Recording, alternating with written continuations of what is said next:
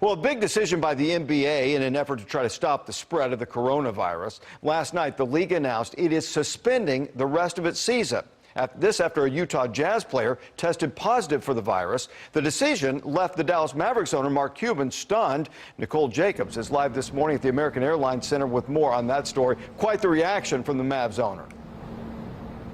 It certainly was, Russ. Mark Cuban's jaw-dropping reaction was all of us as we all learned of the NBA's announcement. Let's take a look at Mark's reaction one more time, because you simply cannot get enough of his courtside candor as he leaned back in his chair in complete shock after the NBA made the decision just after 8:30 last night. The Mavs were able to complete their game against the Denver Nuggets, but the Utah Jazz matchup against the Oklahoma Thunder was abruptly postponed.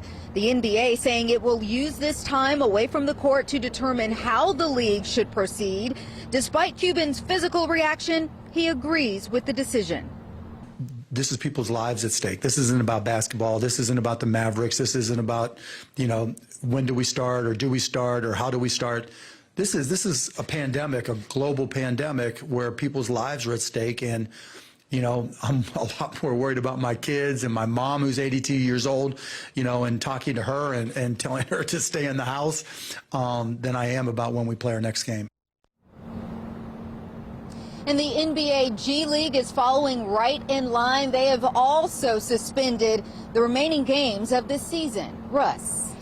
And Nicole, obviously with the season postponed or suspended right now, there's a lot of people who are going to miss out on work, those folks who work at the stadium. What happens with them?